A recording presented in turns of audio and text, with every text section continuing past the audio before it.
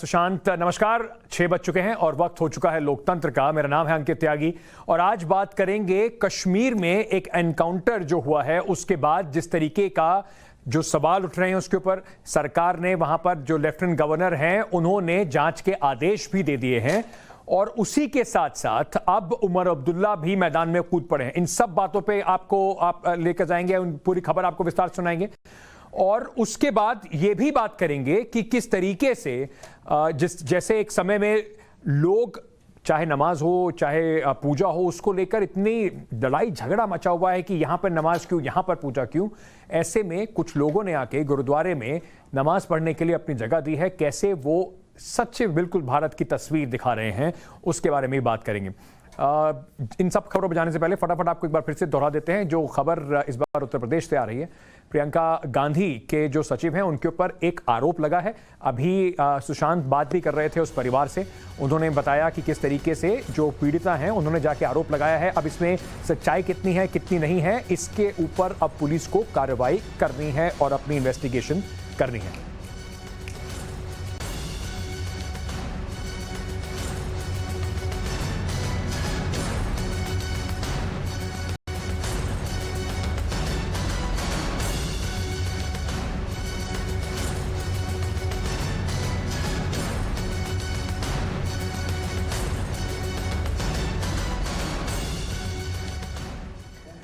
चलिए तो सबसे पहले शुरुआत करते हैं श्रीनगर के हैदरपुरा की, जहां पे सोमवार को एक एनकाउंटर हुआ। उसके खिलाफ लगातार प्रदर्शन जारी है। प्रदर्शन इसलिए भी कि उसमें जो लोग मारे गए उनके परिवारों का कहना है कि इनका आतंकवाद से किसी भी तरीके से कोई संबंध नहीं था और अब वो प्रदर्शन इसलिए भी कर रहे हैं कि उनके मारे गए घर वालों के शव जो हैं वो उनको दे दिए जाएं। ठंड है श्रीनगर में इस वक्त, परिवार लगातार इसको फेक एनकाउंटर बता रहा है। सरकार ने इसका संज्ञान जरूर लिया है और साथ ही साथ इस एनकाउंटर के लिए एक इंक्वायरी कमेटी भी बैठा दी गई है। अब जो वहां पर पुलिस के कब्जे में जो बॉडी है उसको लेकर बवाल मचा हुआ है। आज उमर अब्दुल्ला भी धरने पे परिवार के साथ बैठे।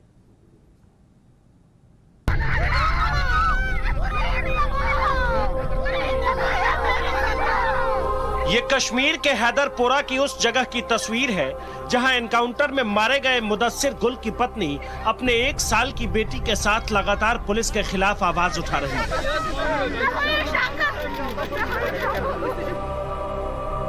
सर्दी के मौसम में मुदस्सिर गुल की पत्नी अकेले प्रदर्शन नहीं कर रही है, उनके साथ उनकी 1 साल की बेटी भी रहती है। परिवार का आरोप है ये एनकाउंटर फेक है।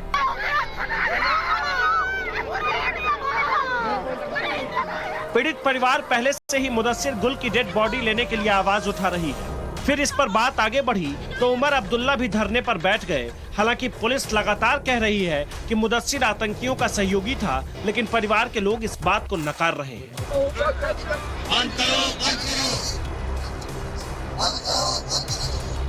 अब इधर जम्मू कश्मीर के उपराज्यपाल ने एनकाउंटर की जांच के आदेश दे दिए हैं। हैदरपुरा एनकाउंटर में एडीएम रैंक के अधिकारी द्वारा मजिस्ट्रियल जांच के आदेश दिए गए हैं। रिपोर्ट सामने आते ही सरकार उचित कार्रवाई करेगी।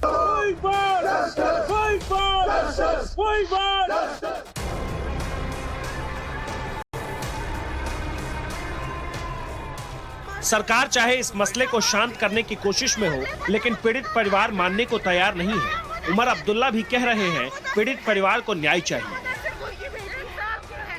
मेरे पास और कोई तरीका नहीं था कि मैं अपनी आवाज़ जो है उन फैमिलीज़ के साथ जोड़ दूं और मैं कोशिश करूं कि उनके लिए इंसाफ हासिल किया जाए।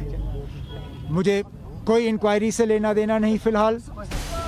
पिछले 2 दिनों से जारी प्रदर्शन के बीच एनकाउंटर में मारे गए युवक की बॉडी की मांग की जा रही है। मांग यही है जब तक युवक की बॉडी नहीं सौंपी जाती वो धरने से नहीं हटेंगे। इजिप्ट में नेशनल कॉन्फ्रेंस के वाइस प्रेसिडेंट और former chief minister Omar Abdullah आज प्रोटेस्ट पर हैं अपने पार्टी के सीनियर लीडर्स के साथ में। हालांकि नेशनल कॉन्फ्रेंस की अभी जो डिमांड है कि बॉडीज़ उन सिविलियंस की वापस दी जाए जिनको जो है हैदरपुरा इनकाउंटर में मारा गया, और जो फैमिली है वो कंटिन्यूसली प्रोटेस्ट करी है श्रीनगर में। हालांकि लेफ्टिनेंट गवर्नर जम्मू कश्मीर ने ये भी कहा है कि एक मैजिस्ट्रियल इंक्वायरी इस पूरे मामले में होगी, लेकिन फैमिली की जो डिमांड है वो ये है कि जो बॉडीज़ है सिविलियंस की वो उनको वापस दी जाए। ये सब कुछ ऐसे वक्त में हो रहा है जब जम्मू कश्मीर के उपराज्यपाल 2 साल में कश्मीर से आतंक को खत्म करने की बात कह रहे हैं। Bureau report, times now Navbharat. इसको लेकर कई तरीके के अब सवाल भी उठाए जा रहे हैं। एक तरफ पूरा देश आतंकवाद का खात्मा जम्मू कश्मीर में चाहता है, वहीं पर जैसे प्रधानमंत्री ने कहा था दिल से भी जो दूरी है वो मिटनी चाहिए और दिल्ली से भी कश्मीर की दूरी मिटनी चाहिए। इस तरीके के जो एनकाउंटर हैं जिनके ऊपर अब संदेह का घेरा हो रहा है, क्या उससे वो हासिल हो सकता है? मेरे साथ बात करने के लिए निर्मल सिंह साहब हैं, ये पूर्व उप मुख्यमंत्री हैं जम्मू कश्मीर के। इफ्रा जान है, प्रवक्ता है नेशनल कॉन्फ्रेंस की। आप दोनों का बहुत बहुत स्वागत लोकतंत्र में। मैं सबसे पहले निर्मल सिंह जी आपसे शुरू करना चाहता हूं। जो पूरा आज एक टाइमलाइन, एक अल्टीमेटम दिया गया है कि आतंकवाद को खत्म कर दिया जाएगा, उसमें कहीं ना कहीं सरकार को यह भी ध्यान रखना पड़ेगा कि सिर्फ सख्ती से ही काम नहीं चलेगा। अगर इतना बड़ा संदेह है इस एनकाउंटर के ऊपर, तो क्या आपको नहीं लगता कि सरकार के बड़े अफसरों को या लेफ्टिनेंट गवर्नर को खुद परिवार से एक बार बात जरूर करनी चाहिए? देखिए, सबसे पहले ये जो किलिंग हुई है, मैं इससे डिबेट में नहीं जाऊंगा कि ये जो ओवरग्राउंड वर्कर था या इनोसेंट था वो तो इंक्वायरी बताएगी, लेकिन किलिंग हुई है डेफिनेटली उसका हमें भी दुख है, लेकिन इसके ऊपर राजनीति नहीं होनी चाहिए। अगर इनोसेंट किलिंग है तो कार्रवाई होगी और उनको सजा मिलेगी। पिछले 30 सालों में भी कई पुलिस अफसर्स, कई लोगों के ऊपर, इवन के आर्मी के लोगों के ऊपर भी इस प्रकार के उन पर एक्शन हुए हैं। लेकिन जिस तरीके से ये राजनीति हो रही है, ये सिर्फ उसके उस परिवार के साथ सिंपैथी के लिए नहीं है, ये यहां पर आने वाले जो चुनाव हैं लगते हैं उसके मद्देनजर भी हो रही है जी। उमर साहब जो अगर कहते हैं कि मुझे इंक्वायरी से लेना देना नहीं है, तो फिर कैसे एस्टैब्लिश होगा कि ये आदमी इनोसेंट था या उग्रवादियों से मरा था? क्योंकि जिस प्रकार की वहां स्ट्रेटेजी है उग्रवादियों की, तो जैसे आपने देखा होगा टारगेटेड किलिंग्स की गई और आम लड़के थे जिन्होंने मारा जाके, और वो जाके मिक्सअप हो जाते हैं, लोगों में मिक्सअप हो जाते हैं, और उसके बाद जब पुलिस या आर्मी कोई कार्रवाई करती है तो उसका मुद्दा बनाते हैं।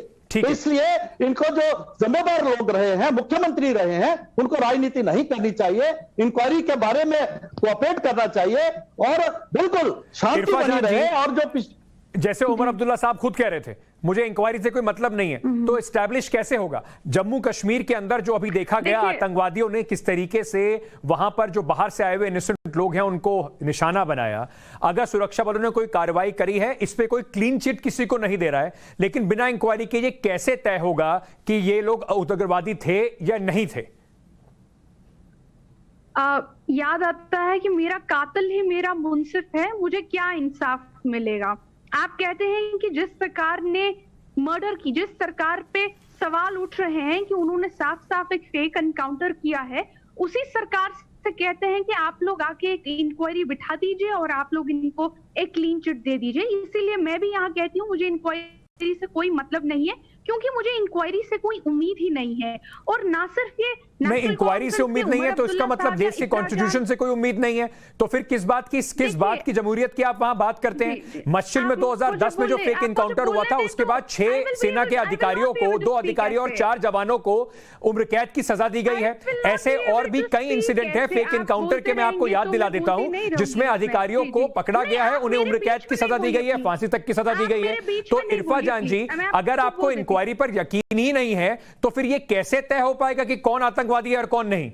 जी चलिए ठीक है। इसके लिए उमर साहब तय करेंगे, इसका जी तय करेंगे। निर्मल सिंह जी उनको उनसे जवाब ले लेते हैं, फिर आपको लेके आता हूं सर। जी बोले। पहली बात तो जो लोग मरे हैं इनकी अपनी फैमिलीज भी इंक्वायरी डिमांड नहीं कर रही है, इनकी अपनी फैमिलीज भी कह रही है हमको इंक्वायरी से कोई उम्मीद नहीं है। ये सिर्फ मैं नहीं कह रही हूँ, आप उनको संविधान पढ़ा दीजिए, उस 1 साल की बच्ची को संविधान पढ़ा दीजिए जो आज अपने बाप के शव मांग रही है। जहां तक इन लोगों की मौत का सवाल है, अगर आप आईजी का स्टेटमेंट देखेंगे, उन्होंने खुद अपने स्टेटमेंट में कहा कि हम लोगों ने मुदस्सिर को और इनके अल्ताफ को बाहर से लाया और दरवाजे पे खटखटाया।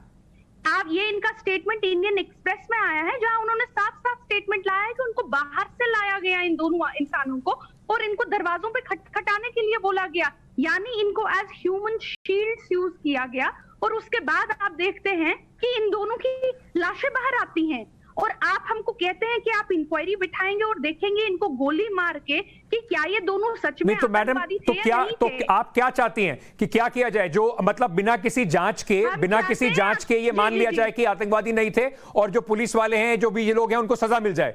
मैं सिर्फ प्रोसेस की बात कर रहा हूं, आप कह रही हैं कोई जांच ना करें। मैं प्रोसेस ही बता देती हूँ, हम चाहते हैं कि आपके पास आप किसी को गोली मारने से पहले थोड़ी सी उस इंसान पे जांच करें कि क्या ये इंसान सच में टेररिस्ट था।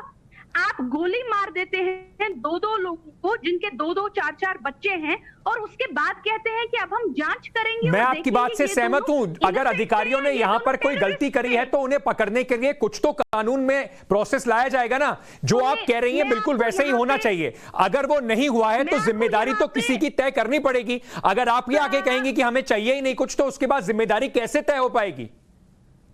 मैं आपको यहाँ पे अश्योर करती हूँ, नेशनल टेलीविजन पे 15 दिन की इंक्वायरी बिठाई गई है, इन सबको क्लीन चिट मिलेगा और इनको कहा जाएगा ये OGW थे, टेररिस्ट थे, और उनको मार दिया जाएगा। आप मुझसे अभी लिखवा के ले लीजिए। निर्मल सिंह जी, विश्वास नहीं है किसी जांच प्रक्रिया पे? उनको लगता है कि आपने पहले ही तय कर लिया है कि इन लोगों को आतंकवादी का लेबल लगाकर किसी भी इनोसेंट आदमी को जम्मू कश्मीर में मारा जा सकता है, ऐसा आरोप सीधे नेशनल कॉन्फ्रेंस लगा रही। देखिए, 2014 से पहले जब उमर अब्दुल्ला यहाँ के चीफ मिनिस्टर थे, 1996 के बाद फारूक अब्दुल्ला यहाँ चीफ मिनिस्टर थे, इनसे पूछो कितने लोग गोली से मारे गए थे, चाहे वो टेररिस्ट की गोली थी, चाहे वो पुलिस एनकाउंटर्स में जो है उनको मारा, तब इन्होंने इस प्रकार की बात नहीं उठाई। आज ये सिस्टम के ऊपर जो है प्रश्न चिन्ह लगा रहे हैं। अरे भाई, कौन कह रहा है कि वो इनोसेंट था या नहीं था? पता तो करने दीजिए। रूल ऑफ लॉ है, इंक्वायरी होगी, अगर किसी का, अगर पुलिस वाले की गलती है उस पर सजा होगी। और ये अगर तरीकाकार यही रहता है, अगर ओवरग्राउंड पर निर्मल सिंह जी, मुझे एक बात बताइए। निशानदेही के लिए लिया जाता है। सर मुझे एक बात बताइए, उसको निशानदेही के लिए। सर मुझे एक बात बताइए, एलजी साहब कह रहे हैं किसी के साथ अन्याय नहीं होगा। क्या आपको लगता नहीं है कि किसी सीनियर अधिकारी को, एलजी साहब को जाके परिवार से कम थोड़ी सी संवेदना के साथ बात कर लेनी चाहिए? कैसे, अगर ये कुछ सही हुआ गलत हुआ, उस इंक्वायरी का वेट भी करना चाहते हैं, दिल तो तब मिलेंगे ना जब लोग जाके उनसे पूछेंगे कि आपका दर्द क्या है। बिल्कुल बिल्कुल होगा, क्योंकि कम से कम जो उस घर की, उसकी बीवी है जो मारा गया, उसकी जो बीवी है, उसकी बच्ची है, बाकी जो लोग घर के जिनका सीधा कोई संपर्क नहीं है, उग्रवादियों से सपोर्ट नहीं है, उनका तो यह हक बनता है, वो ठीक बात है, उनको सांत्वना देना जो है जरूरी है। लेकिन इससे यह एस्टेब्लिश नहीं होता कि वो ओवरग्राउंड वर्कर नहीं था, जब वो टेररिस्ट से मिला हुआ नहीं था। सर वो था या नहीं था, इसीलिए उम्मीद है कि एक इम्पार्शियल इंक्वायरी उसको तय करेगी। पर इरफा जान साहब, मैडम आप मुझे ये मैं क्योंकि आपसे जानने की कोशिश कर रहा हूं, परिवार कह रहा है बॉडी हमें दे दीजिए। हमने देखा है किस तरीके से इस तरीके की जो बॉडीज जब भी मिलती हैं, किसी भी आतंकवादी की होती है, उसको एक प्रोसेशन में एक इंस्ट्रूमेंट की तरह यूज करा जाता है और लोगों को रिक्रूट करने के लिए और लोगों को भड़काने के लिए। तो क्या इंक्वायरी का वेट नहीं करना चाहिए इसमें?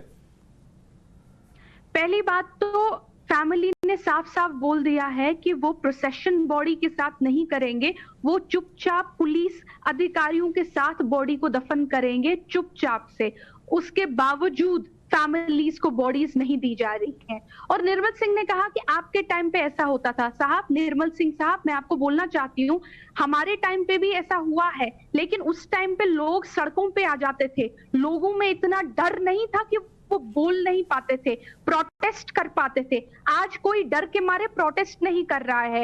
नेशनल कॉन्फ्रेंस की सरकार जो थी, उनकी बॉडीज, एक सेकंड, नेशनल कॉन्फ्रेंस की जो सरकार थी उनकी बॉडीज को नहीं ले जाती थी। हम लोगों ने तो बुरहान वानी तक की बॉडी को रिटर्न कर दिया, हम लोगों ने हर बॉडी को रिटर्न कर दिया, क्योंकि इंडियन कॉन्स्टिट्यूशन में ये हर माता पिता का अधिकार है, हर फैमिली का अधिकार है कि उनकी फैमिलीज को उनके बच्चों की बॉडीज मिले। क्योंकि निर्मल सिंह जी, डर का माहौल बनाया हुआ है आपने, लोग प्रोटेस्ट तक नहीं कर पा रहे हैं, और फिर हम बात करते हैं कि जमहूरियत की जड़ें वहां पर मजबूत होंगी।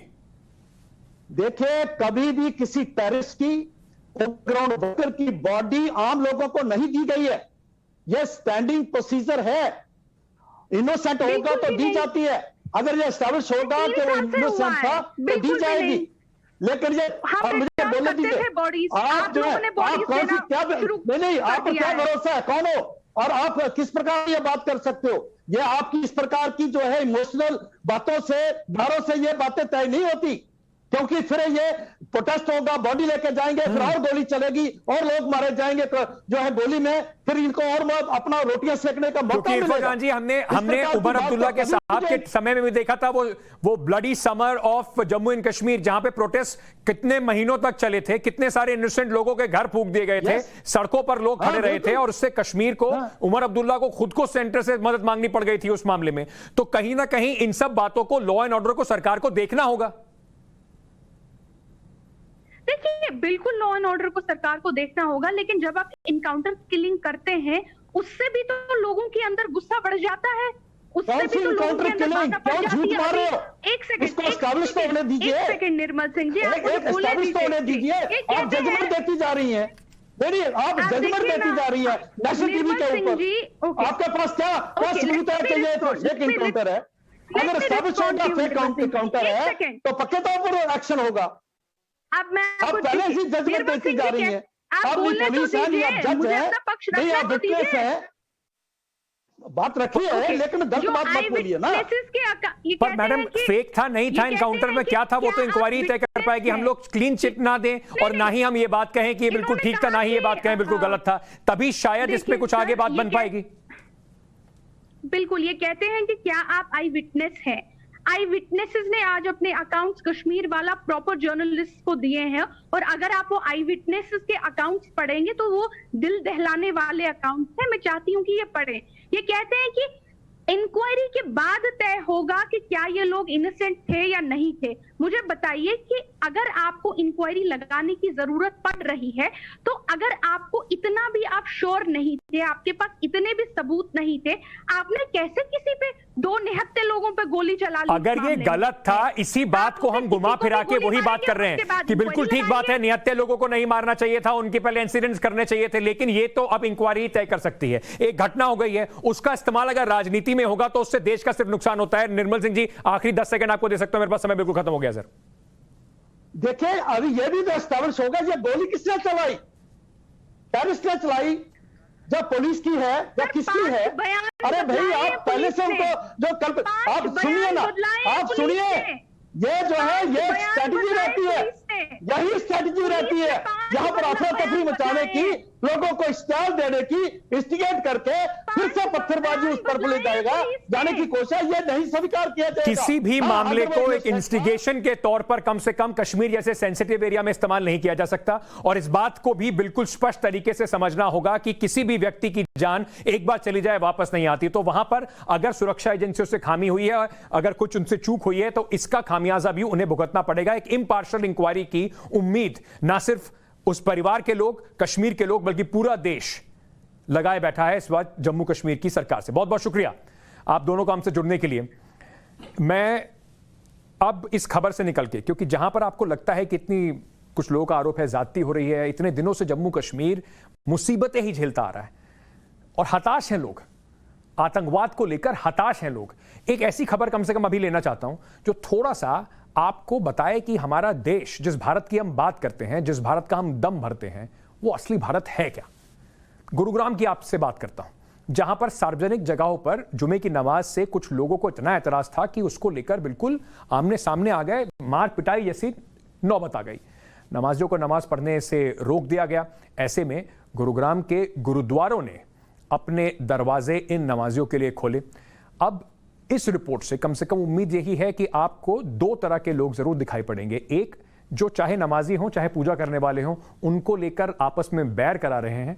वहीं दूसरा, ये गुरुद्वारे जो कह रहे हैं कि धर्म को लेकर कम से कम लड़ना हमारा और देश की संस्कृति का हिस्सा नहीं।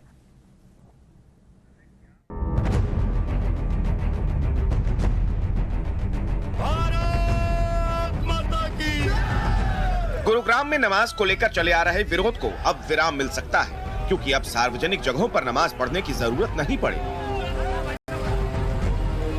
गुरुग्राम के सदर बाजार गुरुद्वारा कमेटी ने सामाजिक सौहार्द की मिसाल दिखाते हुए नमाज पढ़ने के लिए गुरुद्वारे के दरवाजे खोल दिए। गुरुद्वारा प्रबंधन कमेटी का कहना है कि अगर किसी भी नमाजी को नमाज पढ़ने की जगह नहीं मिल रही है तो गुरुद्वारे में आकर आराम से नमाज पढ़ सकते हैं। शुक्रवार को गुरुद्वारे में गुरबाणी के साथ साथ नमाज भी पढ़ी जाएगी। ये गुरुद्वारा गुरु घर जिसको हम कहते हैं, ये हर एक समुदाय के लिए खुला है। देखो यहाँ पे हिंदू तत्व भी आता है, मुसलमान भी आता है, क्रिश्चियन भी आते हैं, हमारे लंगर चलता है, कोई भेदभाव नहीं होती। हम हमारे जैसे गुरुद्वारे में बेसमेंट खाली रहता है आमतौर पे, तो मुसलमान भाई अगर जुम्मे की नमाज अदा करना चाहे तो बेसमेंट में कर सकते हैं, इसमें कोई हर्ज नहीं। हम पूरा कोरोना का जो है प्रोटोकॉल वो फॉलो करेंगे, सोशल डिस्टेंस बना के रखेंगे। गुरुद्वारा सिंह साहिब गुरुग्राम कमेटी के अंतर्गत 5 गुरुद्वारे सदर बाजार सब्जी मंडी, सेक्टर 39, सेक्टर 46, जैकबपुरा और मॉडल टाउन आते हैं। गुरुग्राम में सार्वजनिक जगह पर नमाज पढ़ने को लेकर विवाद के बाद एक हिंदू युवक ने भी सामाजिक सौहार्द की मिसाल पेश करते हुए अपनी दुकान नमाजियों को पेश कर दी। हम तो ये कहते हैं कि हर एक कोई कि अगर किसी भी धर्म स्थल पे जगह खाली है, अगर मुस्लिम भाई नमाज अदा कर सकते हैं, इस छोटी सी बात से देश का माहौल बचता है, भाईचारा बढ़ता है। तो हमें ये पहल करनी चाहिए। देश जरूरी है सर, सबसे पहले देश टूटना नहीं चाहिए छोटी छोटी बातों के पीछे। दरअसल बीते शुक्रवार को गुरुग्राम में सेक्टर 12A में संयुक्त हिंदू संघर्ष कमेटी नाम के एक संगठन के कुछ लोगों ने खुले में नमाज पढ़ने को लेकर जमकर विरोध किया। जिस जगह पर नमाज पढ़े जाने की इजाजत दी गई थी, वहीं पर वॉलीबॉल कोर्ट बनाने की मांग करने लगे। इसके अलावा सरहौल इलाके में भी नमाज पढ़ने की जगह पर कुछ युवकों ने विरोध प्रदर्शन शुरू कर दिया।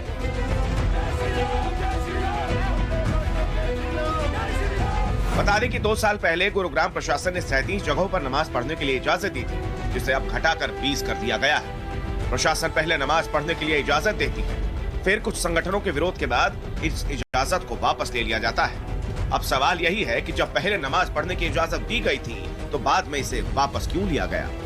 Bureau report, times now, Navbharat. बहुत छोटी बातें हैं, जैसे वो सरदार जी कह रहे थे। इन सब चक्करों में पड़ के और कम से कम औरों के बहकावे में आके देश को तोड़ने वाले काम मत कीजिए। देश जोड़िए, तोड़ने वाले बहुत बैठे हुए हैं, बाहर से भी अंदर से भी। छोटा सा ब्रेक ले रहा हूं इस वक्त, वापस आ रहे हैं, बहुत सारी खबरें आपके लिए और भी हैं। अब देश में 5 राज्यों में चुनाव होने हैं और सबसे बड़ा राज्य उत्तर प्रदेश है। तो उत्तर प्रदेश में चुनावी माहौल जो है वो बिल्कुल टाइट है और उसी माहौल को लेकर हम आपके लिए एक खबर जो है वहां की लेकर आ रहे हैं। सबसे पहले बात करते हैं उत्तर प्रदेश विधानसभा चुनाव में कांग्रेस पार्टी के एक बड़े अभियान की शुरुआत जो प्रियंका गांधी ने की थी।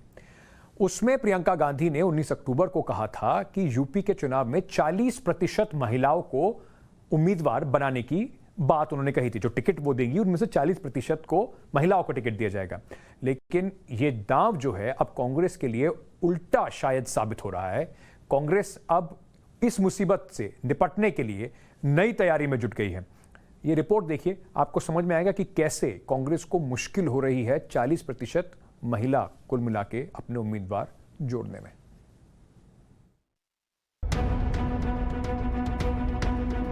उत्तर प्रदेश में कांग्रेस पार्टी 40% टिकट महिलाओं को देगी।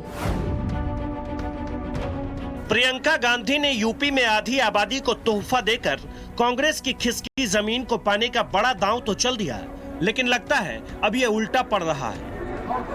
कांग्रेस का शुद्ध चुनावी लक्ष्य है महिलाओं के वोट को अपने पाले में लाना, लेकिन कहते हैं ना, असर डालना है तो सियासी होमवर्क पूरी होनी चाहिए।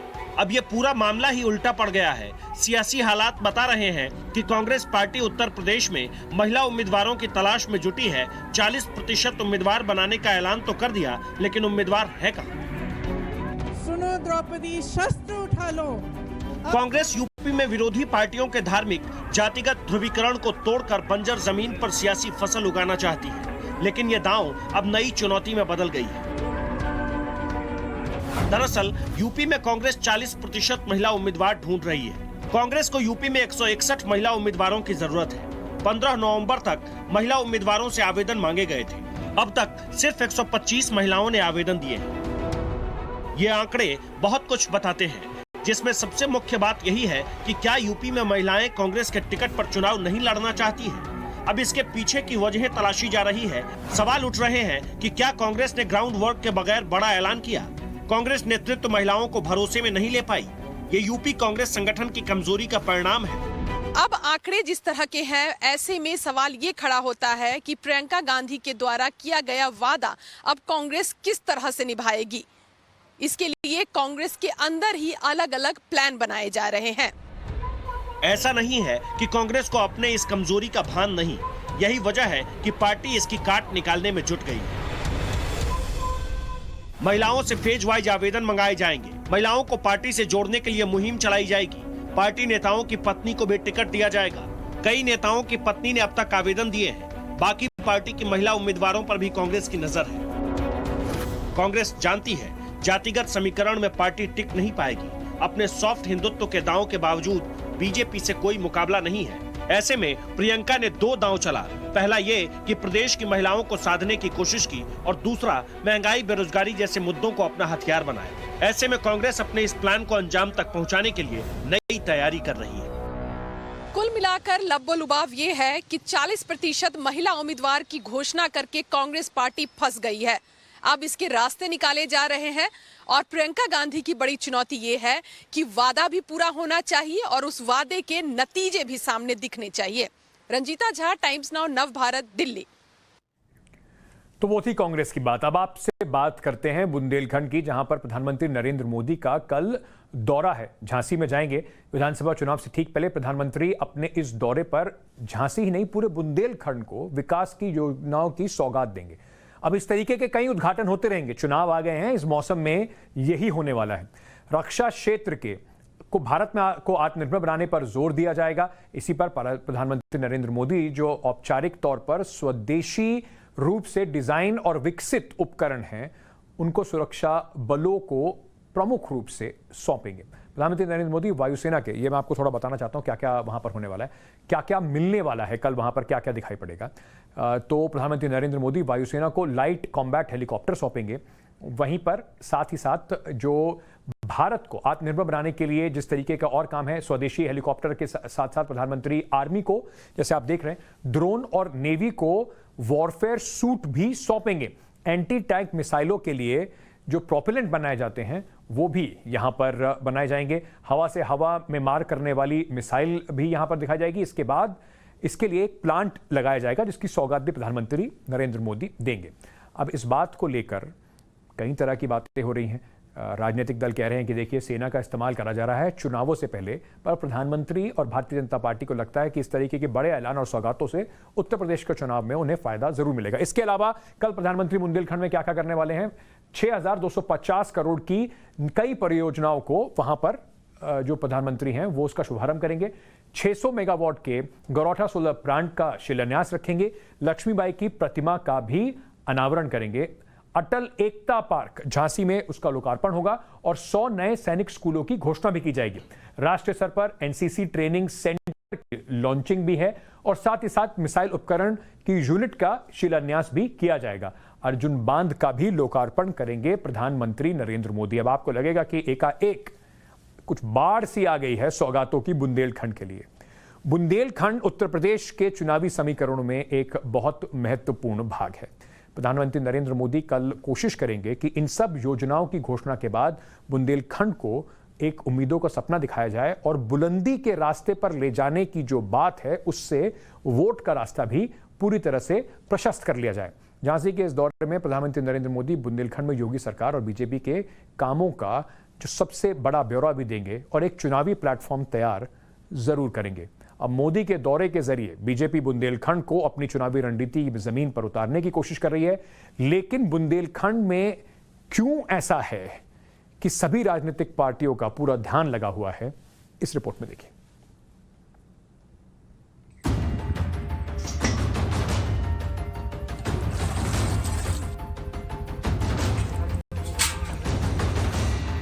बुंदेलखंड की एक पुरानी कहावत है, न पेट को पानी न खेत को पानी, यानी सूखे बुंदेलखंड में ना तो पीने के लिए पानी है और ना ही खेत के लिए। हर साल गर्मियों में झुलसते खेत और प्यासा बुंदेलखंड सुर्खियों में होता है। यूपी चुनाव से ऐन पहले यहां अर्जुन बांध का लोकार्पण कर बीजेपी ये संदेश देना चाहती है कि उन्होंने प्यासे बुंदेलखंड में सिर्फ इंसानों की प्यास की परवाह नहीं की, बल्कि खेती की भी परवाह की।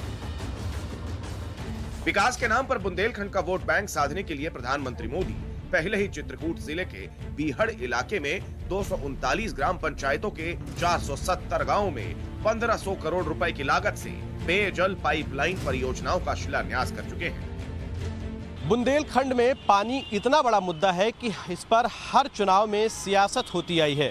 साल 2016 में अखिलेश यादव की सरकार में विधानसभा चुनाव से ठीक पहले केंद्र सरकार ने पानी की एक ट्रेन बुंदेलखंड के लिए भेजी थी, लेकिन अखिलेश यादव ने उसे झांसी स्टेशन पर ही रुकवा दिया था।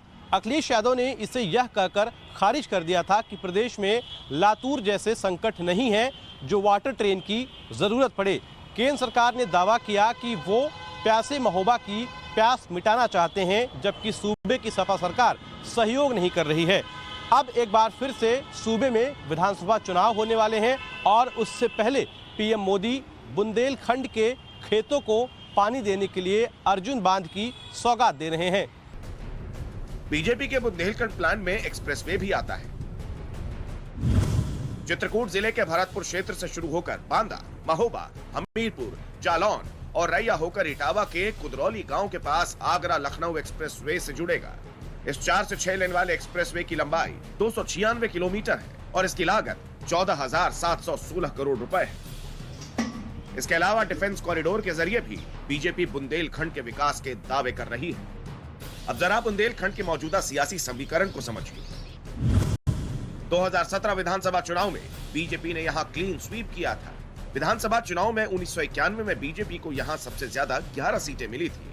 उसके बाद से बीजेपी कभी यहां पर दहाई के आंकड़े को भी नहीं छू पाई थी, लेकिन साल 2017 में विधानसभा चुनाव में पार्टी को बड़ी सफलता मिली और यहां 19 की 19 सीटों पर जीत दर्ज की। अब बीजेपी अपने नए किले को ढहने नहीं देना चाहती, इसलिए पार्टी ने बुंदेलखंड के वोट बैंक को साधने के लिए एड़ी चोटी का जोर लगा दिया है। ब्यूरो रिपोर्ट, टाइम्स नाउ, नव भारत। बुंदेलखंड में आप अभी भी रिपोर्टिंग करने जाइए, लोग अभी भी यही बातें करते हैं, बुनियादी सुविधाएं नहीं है। अभी भी वहां पर जो किसान है महाराष्ट्र के बाद, विदर्भ के बाद सबसे ज्यादा आत्महत्या करते हैं। पलायन बुंदेलखंड से बहुत ज्यादा होता है। उम्मीद यही है कि कम से कम इस राजनीति के बहाने वहां के लोगों को विकास की कुछ सौगात जरूर मिलेगी। आज के लोकतंत्र में इतना ही। कल फिर मुलाकात होगी शाम 6 बजे आपसे जुड़ी हुई खबरों को पूरी बुलंदी से यहीं पर उठाते हुए। बहुत बहुत शुक्रिया।